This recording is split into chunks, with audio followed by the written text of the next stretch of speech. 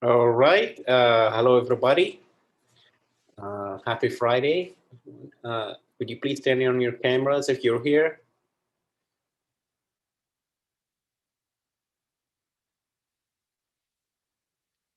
To see you. And please don't forget to mark your attendance on the spreadsheet. I noticed some people whom I remember like were here, but they were missing like marking their attendance on the shared spreadsheet.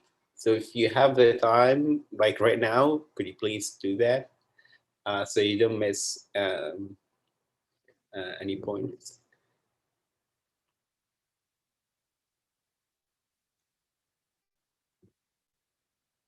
And recent, tell me, oh, wow. Okay, great. So let me share the screen.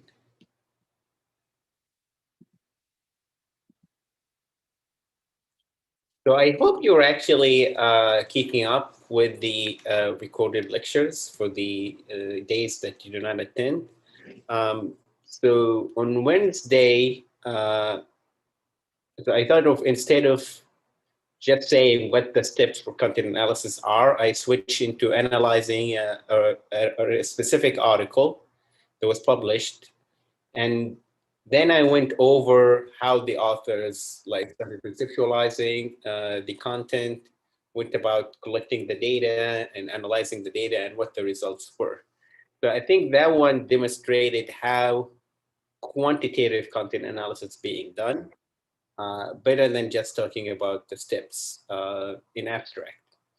So today, um, I'm going to talk about issues that are related to content analysis. So when you conduct content analysis, what are the things that you should be aware of that would relate to the quality of the work you produce? And similarly, you as a reader, and again, this course is designed for people who would read, mostly who would read research rather than conduct research. What are the things that you should look into when you want to criticize, or by criticize, I mean looking into an article with critical eyes, like knowing the limitations and advantages, disadvantages, etc. What you should look into. So there are four things that are major concerns for content analysis research. One is unitizing, second is categorizing, and standard for accuracy and generalizability. So you can count them as two or one. Um, so we'll start.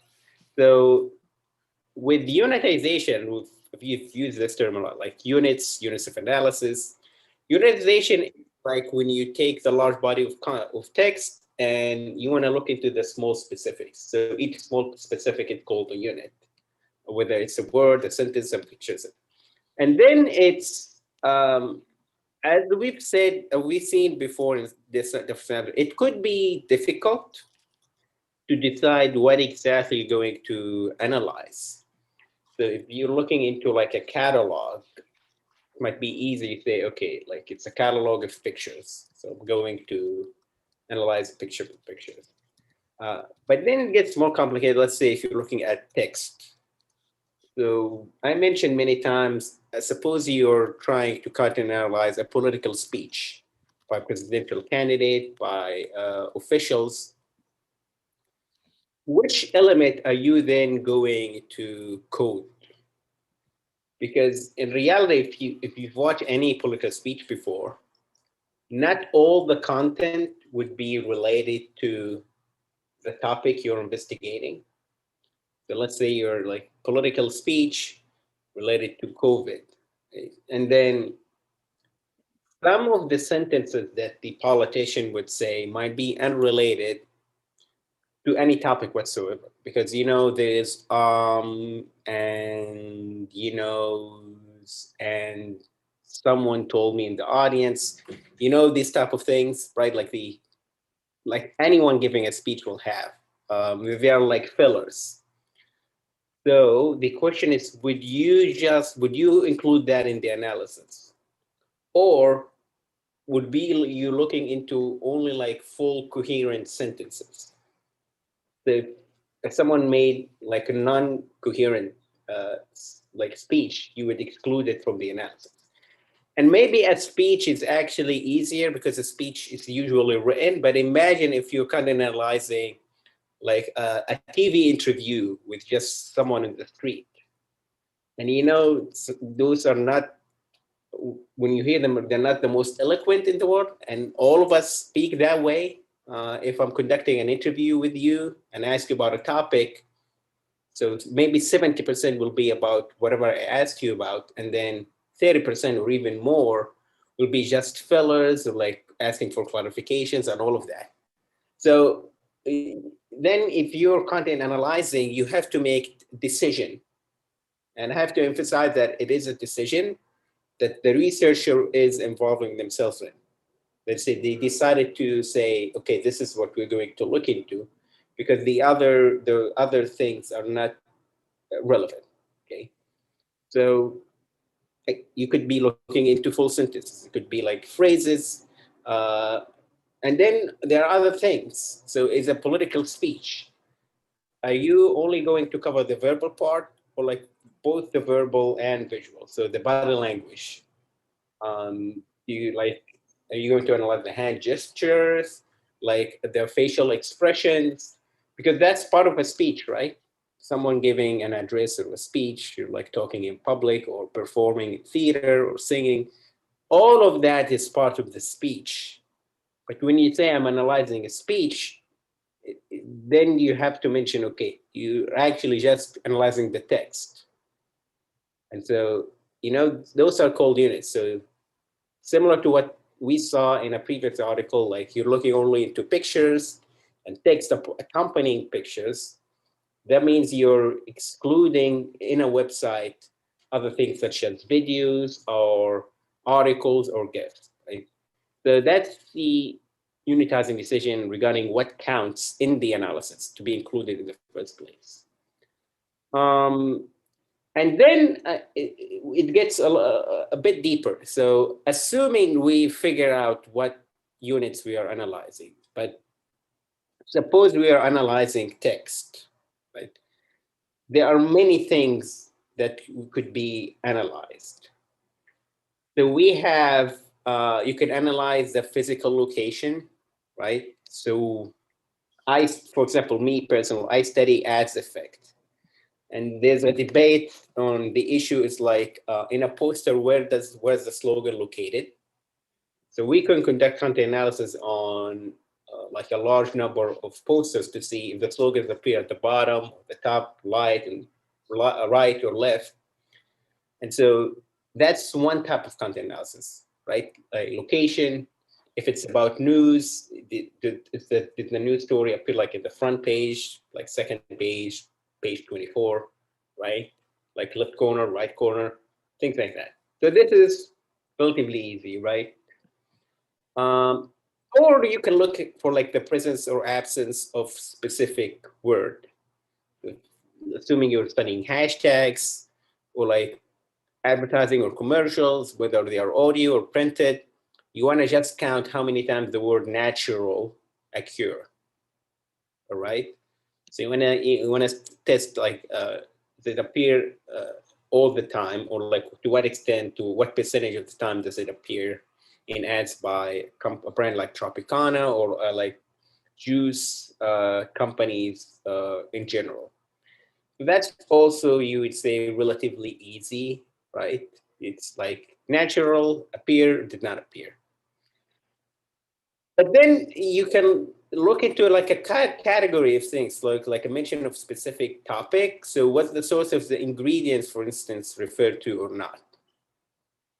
So here is not the word ingredients, like the things we call ingredients, right? So like maybe amount of sugar, water. They say like they were like oranges, they were like the Florida oranges, California oranges, like a full category of things. And so here we're looking for more than one word, but we think that they all fall into one big concept. So here it's still relatively easy, but it's also relatively harder than the 1 and 2, right? Because you have to know like synonyms if things are like related or not. Okay. Now let's look at like the other things. What about like if you're looking into narratives, like if the speech is using specific narrative. And so sometimes like in political speech or any speech for that matter, the speaker would use a reference to a past like a tragedy. For example, like talking about 9/11 or Pearl Harbor, or about school, like a specific school shooting, or like a burning of churches, or the COVID pandemic, right? So the tragedy is like what happened, for example, in New York, including like 8,000 people a day, or like 800. So that is more like you infer something. You have to be, as a researcher, aware of when a tragedy is invoked. Okay, so here you're getting more into the meanings, though. It's not about like specific words or a specific class of word. You're like talking about an event or concept that that person is using, whether like in speech and text, etc. So you see, this would be more complicated, right? Um, do you think a machine can do this part? If you're using a machine like a computer and algorithms to detect the mention of a specific narrative or the usage of a specific narrative, can an algorithm know that? Yeah, possibly if you have like keywords within the narrative. So if it's like a natural like disaster or something and it has a name for it, you could cue how many times like that word is said. And so what would you do to the algorithm? What words would you put in? What would be your input then? What would you teach the algorithm? It would probably be like tornado or um like whatever state it happened in, like I don't know, like Indiana or something like that. So Yeah, right. So you would train basically, okay, like here, like specific words associated with natural disasters, right? And so if they get mentioned repeatedly, that means they are talking about a natural disaster, right? What would be a problem with that for a machine? What could go wrong?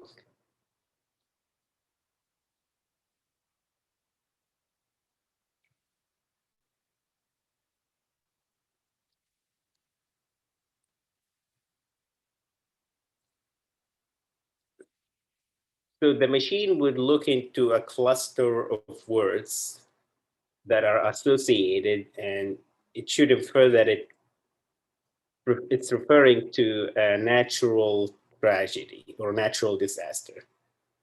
Uh, what could go wrong with the machine? What do you think? I guess you could pick up all like different types of like tornadoes happened in like Indiana or something. So like maybe it's not the specific natural disaster that like you Okay. like are analyzing. Yeah.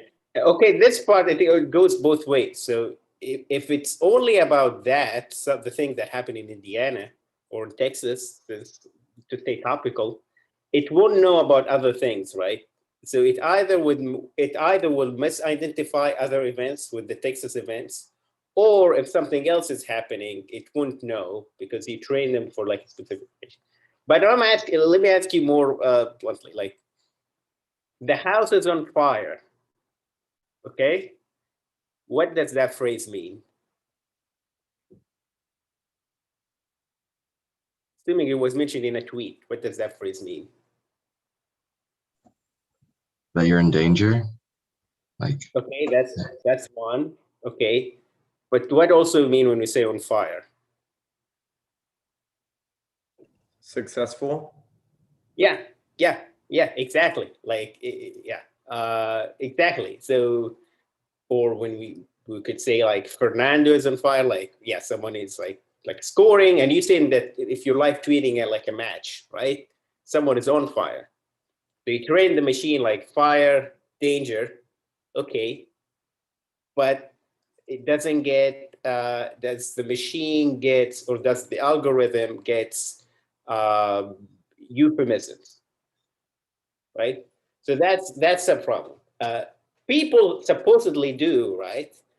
But so if I'm mentioning machines because I'm trying to say is once you get deeper into meaning, like into deeper meanings, you would need like a human involvement, human inference about what the text is saying actually, right? And that becomes more evident when we look into like the even deeper level of like, if you're talking about major themes, if you understand the meaning and symbols employed or embedded within a text, right? Um, Here, for example, the famous poster by like Obama campaign 2008, hope. But there was like there's a background. So if the machine looks into this, okay, there's one word, hope. It can know it's like a positive word by associations, but hope in that context meant a very specific thing, right? So, like a younger president, the first African American president, it was following a financial crisis. And so that what hope means, like, or like, yes, we can, like we can actually do it. We can achieve that hope and change. And so you understand this as like, if, well, maybe if you remember, or like if you read about it, right? Like you get that whole context and this idea of like using blue and red to represent like, yeah, like themes from the American flag.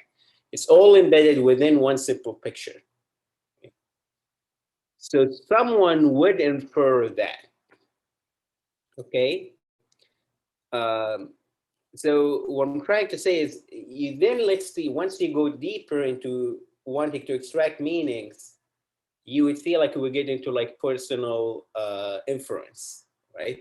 Uh, so for example, yeah, if you're analyzing, let's say, anti-smoking posters, what will you be looking for, right?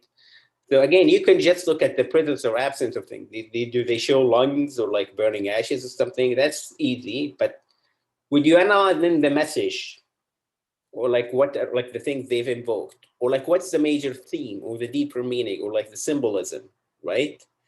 So if you look at the one here, like first one, like on the left side, uh, what are they referring to into the one in here? What's the reference being made to what? It's referencing like smokers, like burning a lot of their money away buying cigarettes. Yeah, yeah, yeah. So smoking, like, is wasteful, right? The message appeal in this poster, like, yeah, stop wasting your money in something, yeah, that's not good for you. Don't burn your cash. Quit smoking, right? What about the one on the right? So you see the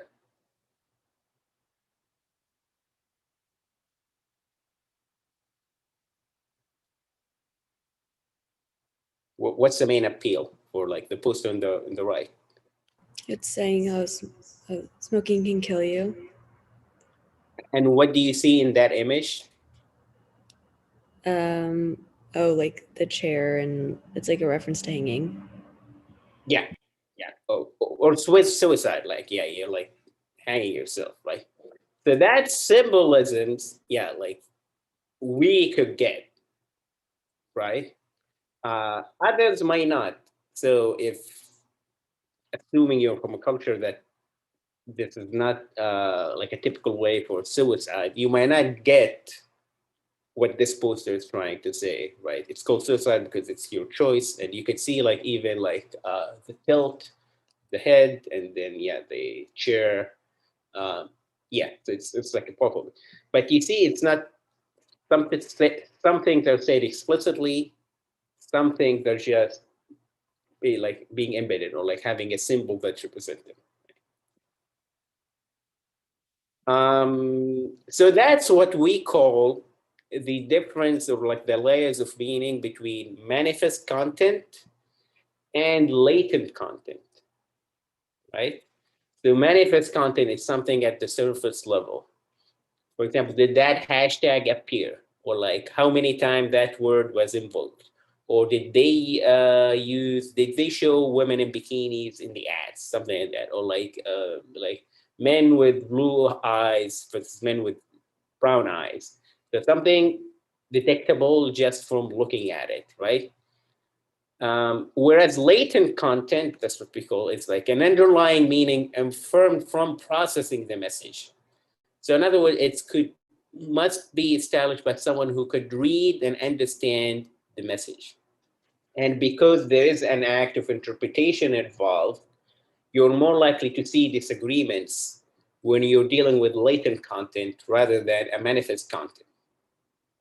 Right? So that's one of the, we're going to discuss it now, but one of the things you would see in content analysis.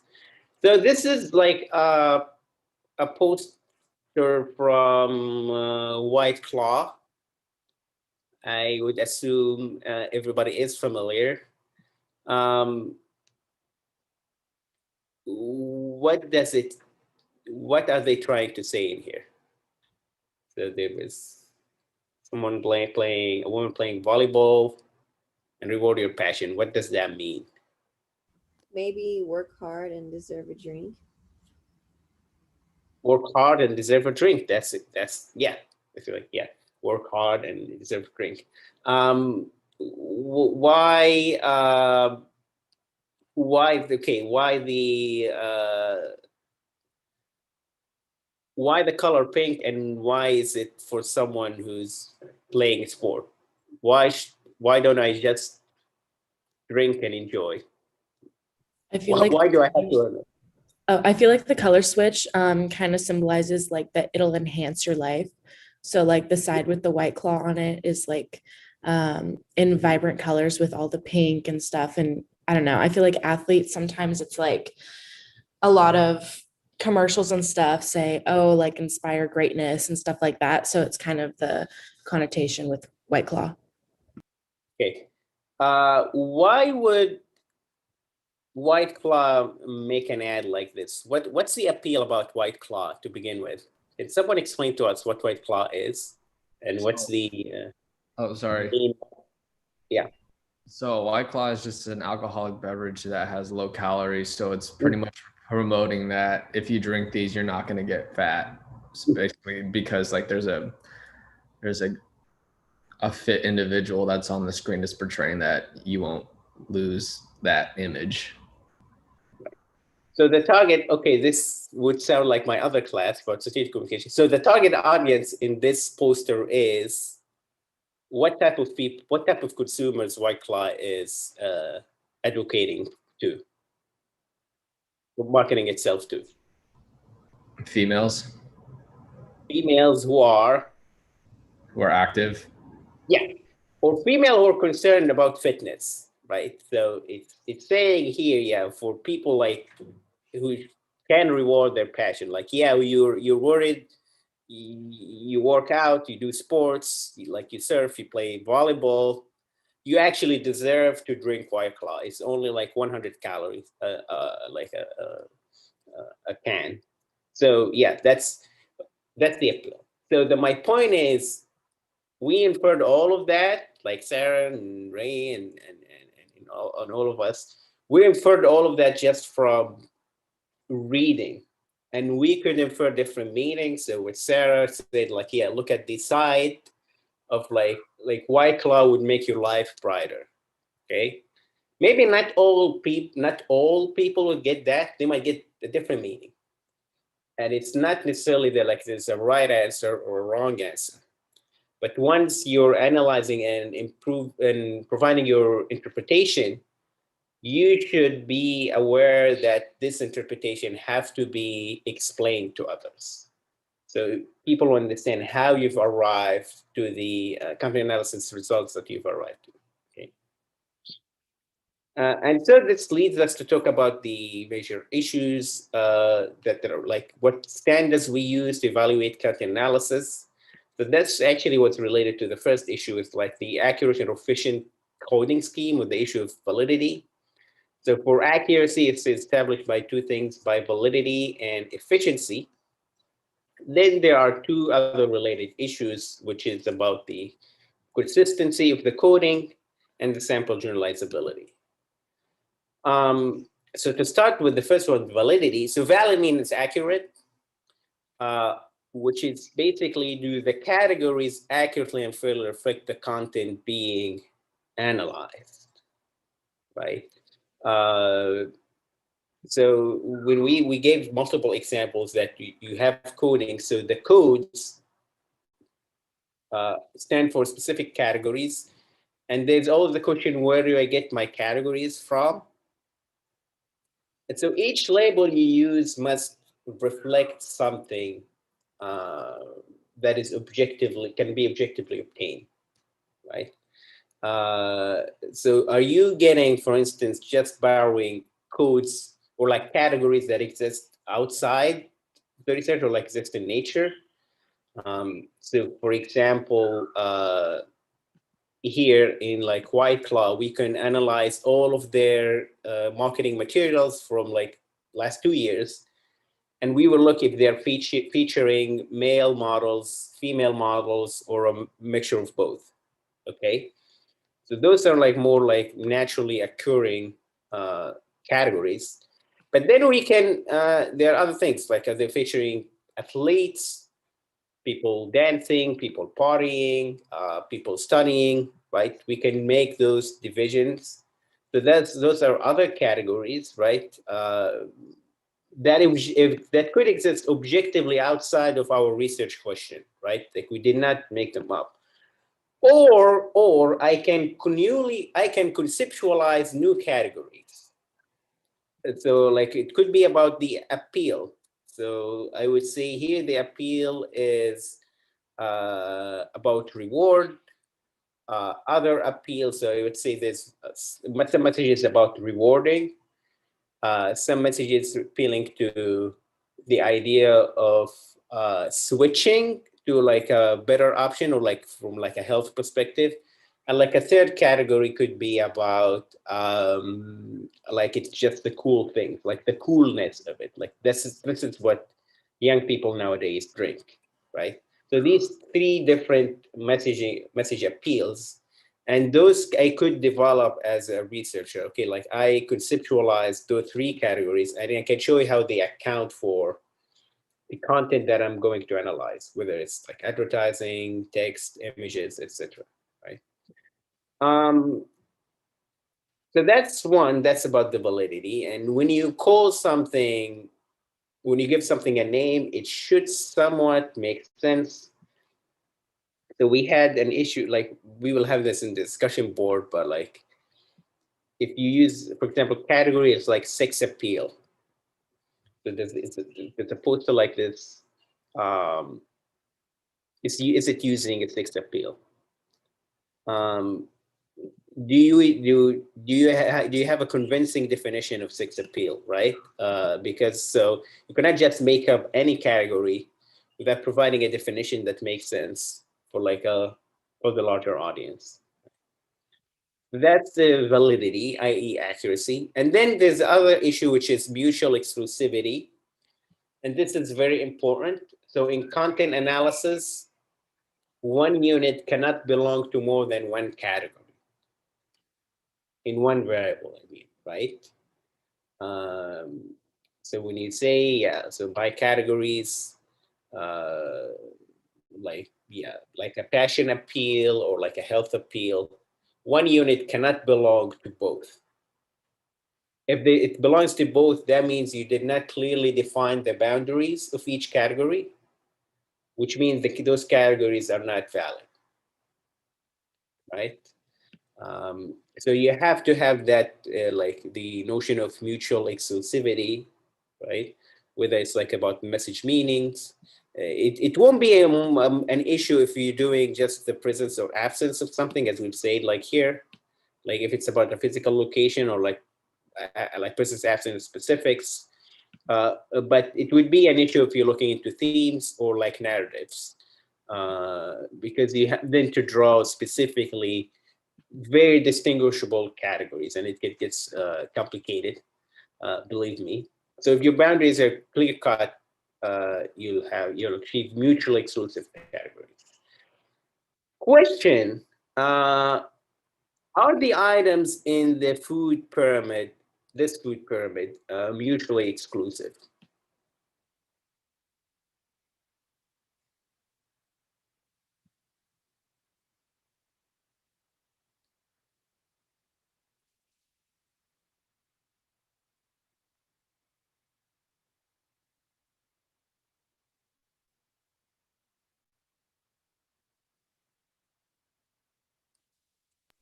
I would I say mean, they are. oh.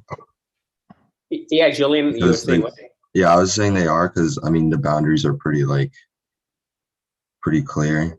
Like vegetables are in vegetables. Like, yeah,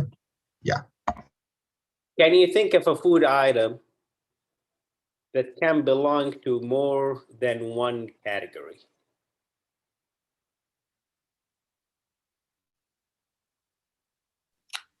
I'm not like a nutritionist, but I I wonder if like spinach can technically be protein. I like protein's meat, but like I guess a lot of things have protein in them. Or another thing is it's just like there's this kind of weird like a lot like weird divide between fruit and vegetables and what makes a fruit and a vegetable. Like it's kind of weird. Tomatoes are technically fruits. Yeah, tomatoes are not vegetables. Yeah, so the image actually got it wrong. Yeah, tomato is a fruit. Yeah.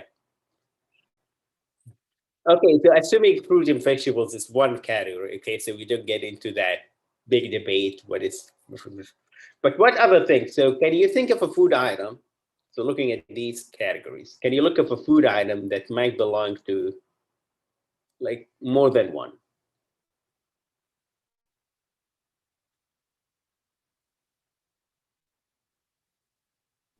Well, meat substitutes could be vegetables.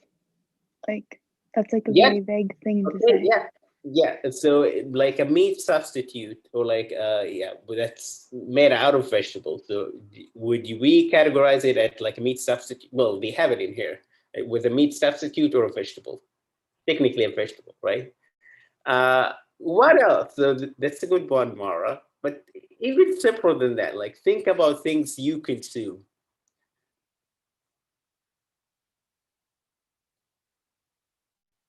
Like, don't a lot of sweets have milk in them? Thank you. Yeah, yeah, yeah, exactly. So like chocolate milk. I have a bottle of chocolate milk. Is it fats, oils, and sweets, or milk? And speaking of fats, where would you put? Because butter and cream and half and half are all like dairy products. So, and yogurts, if it's like fats or sweets, or like yogurt, for example. I have, yeah, like blueberry yogurt, something. So like you have fruits, milk, and maybe added sugar. So where would I place it, right? Juices, so like it's a juice with added sugar or not added sugar, would it qualify as fruits or like sweets, right? So it can get complicated. And more importantly, the way we eat, I think, okay, at least the way I eat usually, we have a food item that has a mixture of everything. You're eating a taco, right? So you have some some grains, some veggies, some meat, right? And obviously the oil that for the cooking. So it has like one thing. So we talk about like ingredients or food items. That's about a unitizing, right? That's why, for instance, you have to clarify these. Like, okay, if you're analyzing tacos, you're actually going to then unitize it by separating the things. So the taco shell would be categorized as like as one. So it belongs to grains, the meat will go into the meat, and the veggies will go into the veggies, right? So you see, like even with simple things like that, let's say we're kind of analyzing what food it's being shown on like TV shows for children, and we want to analyze that, right? You will get into like tough decisions like this, right? So yeah, like milk with they added chocolate into it. I don't know. And if you're analyzing like healthy versus unhealthy, that's even more complicated because you then get like a subjective interpretation of what is healthy, what is healthy, what is unhealthy. So the other, sorry, like and then the categories have to be exhaustive. That is to say, every unit can find a category that it can belong to, right? So you cannot come up with, okay, I have 3 categories for analysis, and then when you do the content analysis, 40% of our sample does not belong to any of the categories you created. So that means the categories you created are not sufficient enough, right? So it can take, yeah, like if you think like here about food items, every food item must find a home for it in one of these categories. And if not, you add one. So so the categories again have to be mutually exclusive and exhaustive, right? And you balance that out by having efficient number of categories. So you don't have like too many, so it's too complicated, or too little, so it's not meaningful, right? So here, I can make it here, for example, I can make it very extremely exhaustive by super simplifying it. So I would say meat versus non-meat products, okay? Or like dairy, anything with dairy versus all the things with non-dairy. Okay, that's technically mutually exclusive and exhaustive, but are they enough to represent something meaningful? If I infer about like the menu that you're providing, or like what you're teaching kids about the food, would having just those two, like this, 2 categories, efficient enough to answer my research question? That's a challenge, right? So you cannot only simplify for the sake of simplification. You can simplify as long as you're still able to answer your research question meaningfully, right? So here's my question. So the racial categories by the US Census, do you think, are they exhaustive or not?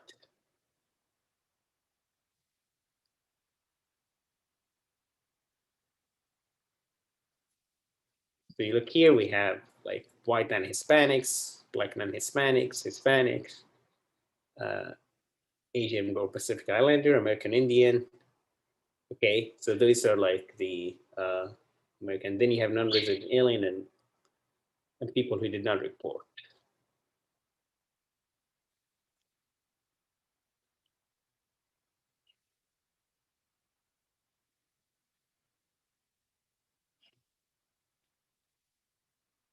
So the question is, can you meet someone who doesn't belong to any of these categories? Yeah, I feel like you can definitely meet someone that doesn't necessarily identify with any of these categories. For example, any examples? I mean, a lot of places in South America aren't represented here. In South America? Yeah. Yeah. So so when you say Hispanics, are Brazilians included or not? Because Brazilians don't speak Spanish. Okay, so Brazilians are not included. Who else? Who is also not included? Mixed races. Yeah, thank you. Right. Yeah, that's a very obvious one, right? Like you don't have one for like more than one, or like mixed race. Okay. Okay, then so yeah, so that's mixed race. So Brazilians, Asian Pacific Islanders are into one. Who else? Who else is missing from here?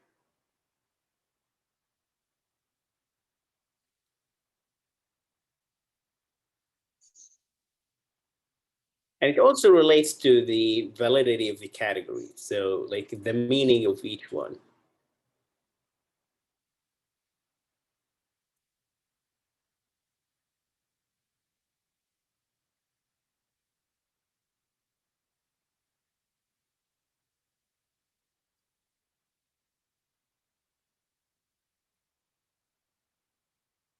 Do you know how many continents are in?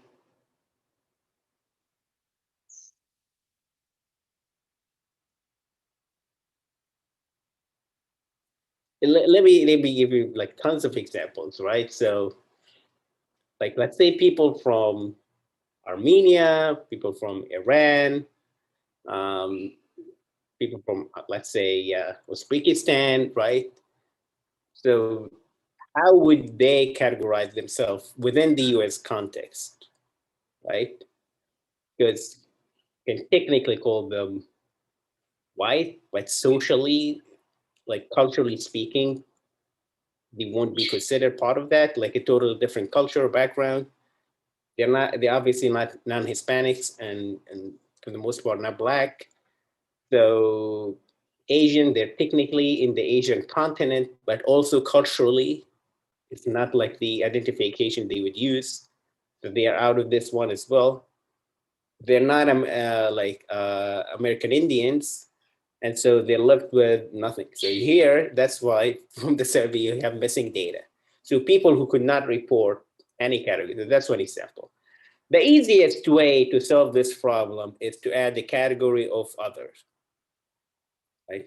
And the point is, yeah, like once you like capture, let's say 85% or 90%, 95% of whatever population you're doing. So we're talking about people, text, pictures. You can have one category just other. And so that will help you then like account for like other small number of units that cannot belong to one of the any of the major categories you have. Okay. So this is, this is an example of a coding scheme from a study by Dixon.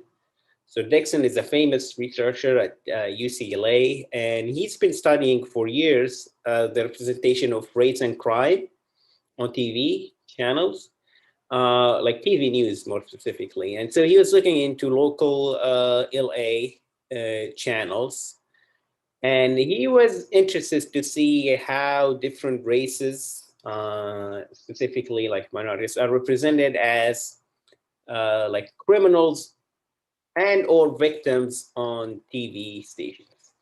And so he then made like the code for different variables, but like if the characters basically, what percentage of the time the officers are represented as white, and as opposed to like African Americans or Hispanics, and then if the perpetrator is like represented as white, African American, or Hispanics, and the victims if they're represented as African American, like white African Americans or Hispanics. And so the specific research is not, it's not something yet you need to. It's actually very interesting, but it's not part. But my point is, he was trying to show that if you look at the actual statistics of the number of victims in LA County versus the actual percentages of the victims you see on TV channels, you would see that white victims are overrepresented and Black officers are underrepresented. So if like there's a crime, there's a white officer, white victim, Black perpetrator, you would see that more. You would see that more on TV. Even if you look into the actual stats, they don't match up, right? So, for example, on TV, 90% of the officers would be white. In reality, like about only 60% would be white. So there's like a more like 30% or like 40% African American Latino. So you would see Blacks as more of like perpetrators of crime, skewing the actual reality, right? And so that's done by kind of analysis. So notice here, like the issue we were talking about exclusive. So like notice how many unitizing decisions were made. So here in the units of analysis, he looked into the source as different variable, and within this variable, the source is just the channel, right? And the crime location, he was focusing only on Los Angeles County, and then the others would be categorized as others because he was looking into local channels, right? And then for the character, then you would look at the people within what's being like broadcasted, right? So it's not only the source, but you're looking into what being broadcasted. And then the crime type is like the crime that was mentioned, right? And the categories were used from the categorization of crimes by the police department. So if you're studying criminology, they've already established what categories of crime there are out there, okay? So he and his team just borrowed that, okay? If you look into here, let's look the characters. So in a crime scene, you have an officer, a perpetrator, or a victim. So do you think these three are mutually exclusive, first of all?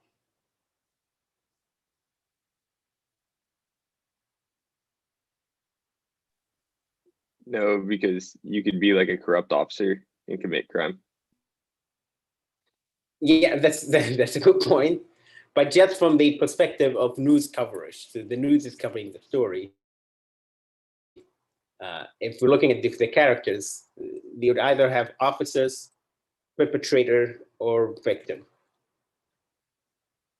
Are they mutually exclusive?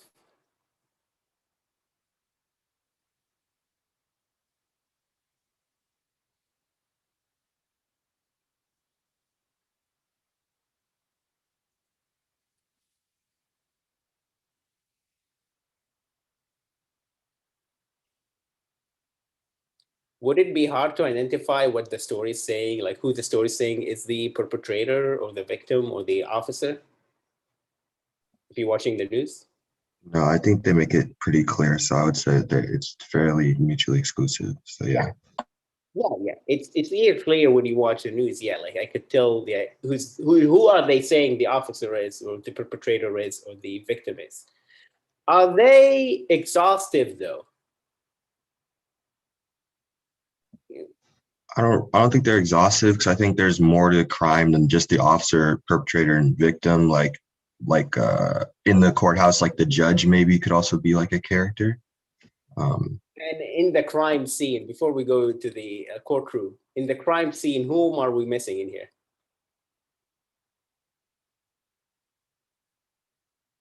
In a news report, they go into the scenes. Who do they interview? Whom do they interview? Also, witnesses could be. Yeah, witnesses, right. So they, in other research, actually, they included witnesses, but witnesses are also like some of the major characters. Like you have officer, perpetrator, victim, and witnesses, most of the cases, right? So that, yeah, so it could be mutually exclusive, but not exhaustive. So any mention of witnesses then will be thrown out. So remember when I said whom you will count? So the researcher here did not look into witnesses, just the elements that either like the officers, so the units were the officers, the perpetrators, and the victims. And everybody else was just excluded, right? The witnesses, members of the community, the newscasters, obviously, were excluded. And then the coding reliability, and we talked about that. So you have consistency between the two coders, or like the coders, if there are two or more, can be established via intercoder reliability, which, as we mentioned, the level of agreement between coder 1 and coder 2. So when they say something is, in 99% of the cases, we identified the crime as arson or burglary, right? If we do that, like two people do that, that means there's a consistency, right? Which means the categories were clearly defined. And it can do that like intercoder reliability, or like with machine assisted coding. So now with machine learning algorithms, it's becoming more popular just to make a computer analyze a large sample of data, and then it can be then as like added with like a human view just to make sure no misses. And it's especially used when you're looking for simple things, like if you're analyzing a hashtag, presence or absence, that can be easily accessed via computer and it would be highly reliable, right? Once you get into deeper meanings, it would be a challenge. And so what it increases the likelihood of the coder agreement is that you have precise operational definitions of each category. They are like precisely defined. You mentioned like examples, here what I mean by arson, here's what I mean by murder, here's like the things you should look into. And the more precise you are, the more agreement you get between your coders and a good training. So they went through different like rounds of coding until they master they fully absorb the categories definitions. And finally, generalizability of the findings. It's related to the sample. So that's why it's called the sample to population validity. That's to mean the sample of things I've analyzed, whether they're text, pictures, news reports, etc., represent the population or the source that I got them from. And so that's achieved via random selection. So I don't cherry pick, let's say, or say I will just get like the most popular post or the least popular post. I would have something that's completely random, so no specific order whatsoever. So it would be representative of the population as a whole. And the more I gather, the better. So if I'm analyzing 1,000 articles from the New York Times, it's better than if I'm analyzing 500 articles, which is still better than analyzing just 100 articles, right? So final question here. So if I sample only the front page stories from a newspaper, will my sample be considered representative of the whole population of stories or not?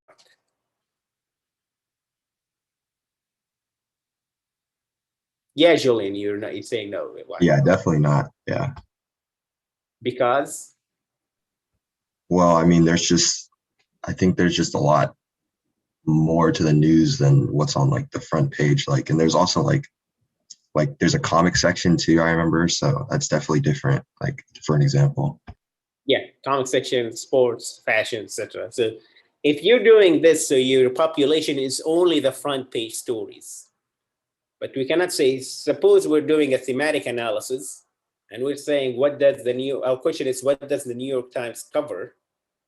If we say we're only doing the front page stories, that means, yeah, like our results will be skewed heavily towards one specific thing. We won't get like a lot of topics that the New York Times covers. So this research is valid if we're only interested into what the New York Times puts, let's say New York Times, for example, puts in its front page. Then yes, then obviously our population is like the front page. But it's definitely not representative of the totality of what the newspaper covers.